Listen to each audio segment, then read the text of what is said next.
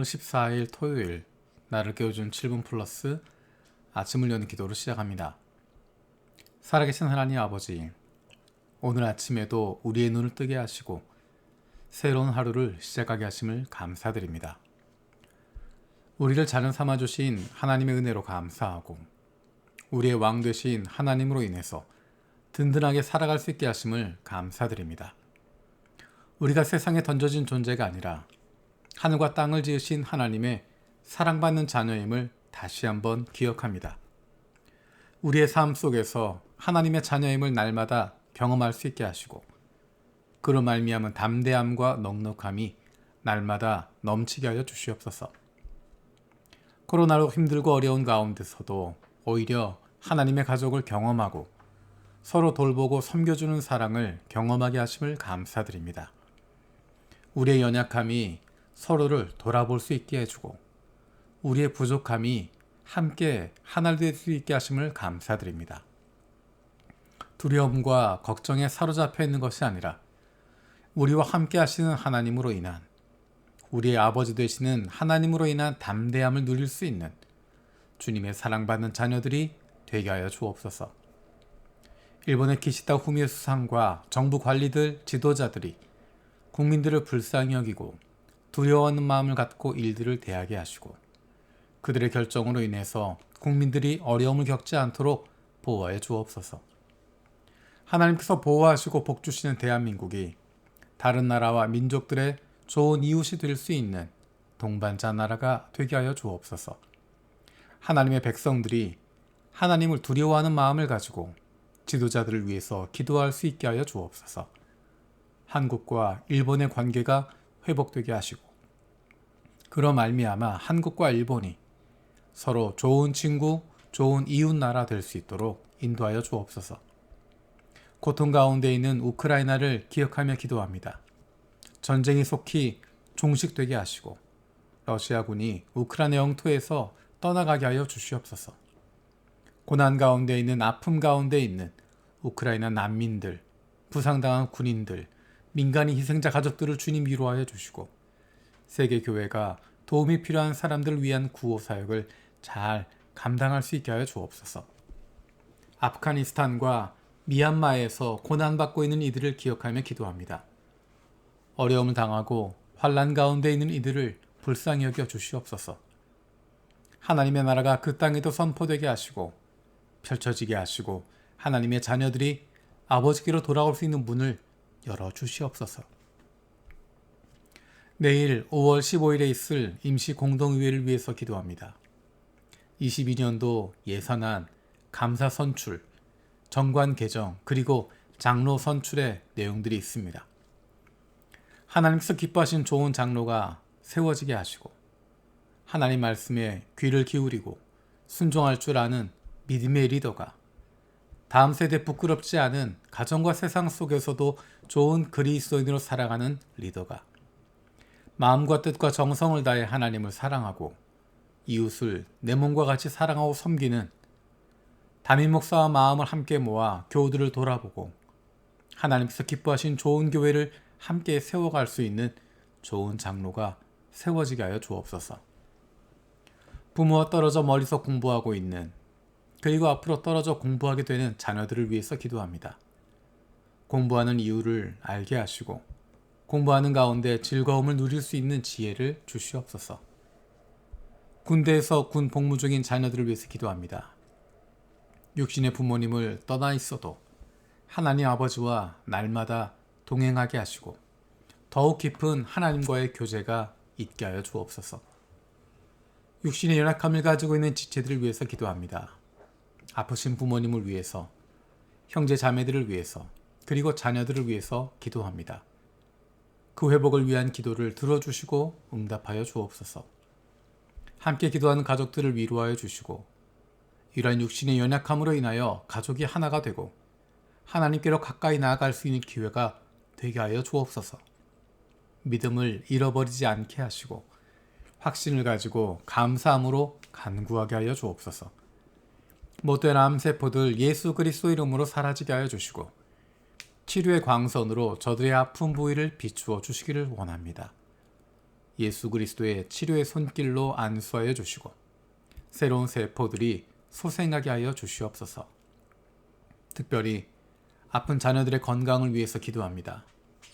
아픈 자녀를 위해서 부모가 해줄 수 있는 것이 아무것도 없어서 더욱 마음이 아프고 힘듭니다.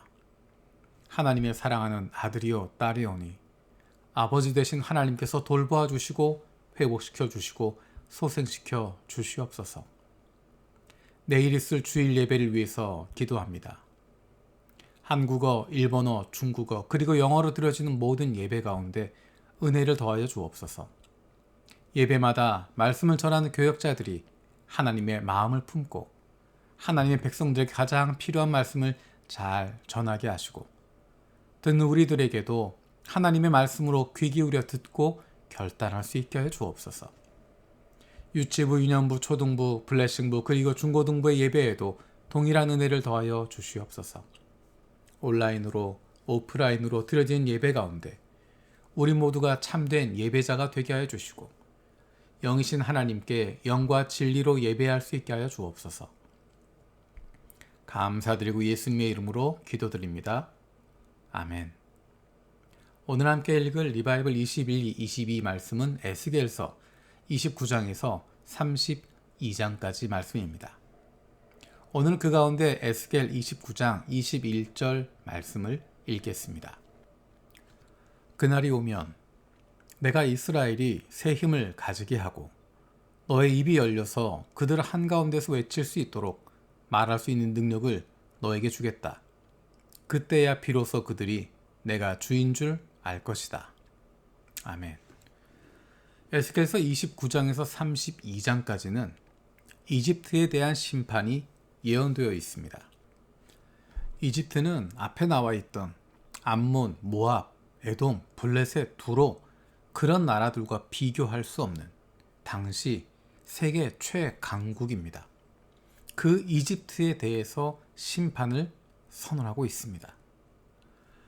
여기에 등장하는 반복적인 표현이 그때야 비로소 그들이 내가 주인 줄 알게 될 것이다 라고 말씀하십니다. 어제 읽었던 두로에 대한 심판 마지막 부분에 나왔던 것과 마찬가지로 이집트를 심판하시는 과정 가운데 반복해서 그날이 오면 그때야 비로소 그들이 내가 주인 줄 알게 될 것이다. 하나님이 어떤 분이신지 알게 될 것이다 라고 이야기합니다.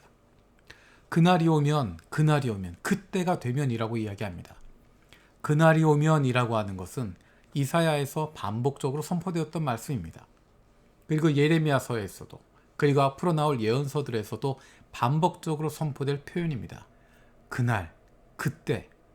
그날은 도대체 어떤 순간입니까? 오늘 본문에서 등장하고 있는 그때, 그날이라고 하는 것은 바로 심판의 날입니다. 하나님께서 역사 가운데 심판하시는 그날을 이야기합니다. 하나님이 어떤 분이신지가 역사 가운데 드러나게 됩니다. 그것은 심판을 통해서 나타나게 되고 그것은 구원을 통해서 나타나게 됩니다. 역사 속에서 하나님의 하나님 되심이 드러나는 사건입니다. 그것은 역사 속에 일어날 뿐만 아니라 우리의 삶 속에서도 드러나게 됩니다. 하나님이 하나님 되심, 하나님이 살아계시다고 하는 것, 하나님이 종교적인 대상이 아니라 살아계셔서 우리 가운데 역사하고 계시고 우리를 보호하고 계시고 우리와 함께 하시다고 하는 것, 그것은 우리의 삶을 통해서 드러나게 됩니다. 우리가 하나님의 백성이라고 하는 것은 우리의 삶 가운데 나타납니다. 하나님께서 우리를 구원하시는 것을 통해서, 하나님이 우리를 보호하시는 것을 통해서, 하나님이 우리를 새롭게 하시는 것을 통해서 그 일들이 드러나게 됩니다. 그리고 하나님을 대적하는 사람들에 대한, 악인들에 대한 심판을 통해서 나타나게 됩니다. 그때야 비로소 알게 될 것이다. 우리는 이미 하나님이 어떤 분이신지를 알고 있습니다. 그래서 그 하나님과 동행하는 기쁨을 누리고 있습니다. 그것이 바로 하나님의 자녀가 된, 하나님의 백성이 된 기쁨과 즐거움을 누린다라는 것입니다. 하나님이 우리의 삶 가운데 함께하고 계시고 역사하고 계시고 그로 말미암아 우리의 삶이 달라지고 있고 우리가 구원의 기쁨을 누리며 살아가고 있는 것입니다. 구원받은 백성의 기쁨을 누리는 것이 예배를 통해서 누리게 되는 것입니다. 하나님이 우리의 예배를 받으시는 분이십니다. 하나님이 우리와 관계없다면 우리의 예배는 아무런 소용이 없는 것입니다. 하지만 하나님은 우리의 예배를 기다리시고 예배를 받으시고 기뻐하십니다. 하나님이 우리의 예배를 받으시기 때문에 우리가 예배할 수 있고 우리가 예배를 통해서 기쁨을 누리게 되고 예배 가운데 회복이 일어나게 되는 것입니다. 하나님의 심판의 메시지를 들으면서 다시 한번 기억하게 됩니다. 그 큰 나라, 그 강국 이집트가 무너지게 될 때, 그것이 심판받게 될 때, 그때야 비로소 그들이 내가 주인 줄 알게 될 것이다. 하나님이 어떤 분이신 줄 알게 될 것이다. 그것을 들으면서 우리가 매일의 삶 속에서 하나님을 인정하고 하나님이 어떤 분이신 줄 알고 살아간다는 것이 얼마나 큰 복인가를 경험하게 됩니다. 그 하나님께 예배할 수 있다는 것이 얼마나 놀랍습니까? 하나님께서 우리를 사랑하셔서 우리를 구원해 주셨고 우리와 함께 하시고 우리와 동행하시고 우리의 예배를 받으시고 기뻐하십니다. 우리의 매일의 삶 속에 하나님이 함께 하심을 경험하게 되는 것입니다. 어떤 이들은 심판의 순간에 가서야 저분이 하나님이시구나. 역사의 주관자가 인생의 주관자가 바로 하나님이었구나 깨닫게 되고 후회하게 되지만 우리는 바로 이 순간, 바로 지금 우리의 하나님을 만나고 있고 우리 하나님을 경험하고 있고 그로 말미암은 기쁨을 누리고 있습니다. 하나님이 우리와 함께 하심을 우리의 구원자가 되시고 내 편이 되어주시고 내 아버지가 되어주시는 것을 경험할 수 있습니다. 예배를 통해서 다시 한번 그것을 확인하는 것입니다. 내일은 주일입니다. 주일 예배를 통해서 역사의 주관자가 되시고 역사를 이끌어 가시고 과거에도 계셨고 오늘도 계시고 영원히 계실 하나님이 내 아버지가 되시고 내 보호자가 되시고 나와 함께 하시는 분이라고 하는 것. 우리는 예배를 통해서 그분을 경험하게 될 것입니다. 오늘 하루 내일 드려질 예배를 기대하는 마음을 가지고 준비할 수 있는 저와 여러분이 되었으면 좋겠습니다. 주님께서 가르쳐 주신 기도로 마치겠습니다. 하늘에 계신 우리 아버지여, 이름이 거룩히 여김을 받으시오며 나라가 임하시오며 뜻이 하늘에서 이루어진 것 같이 땅에서도 이루어지이다. 오늘 우리에게 일용할 양식을 주시옵고 우리가 우리에게 죄 지은 자를 사하여 준 것 같이 우리 죄를 사하여 주시옵고 우리를 시험에 들게 하지 마시옵고 다만 악에서 구하시옵소서. 나라와 권세와 영광이 아버지께 영원히 있사옵나이다. 아멘.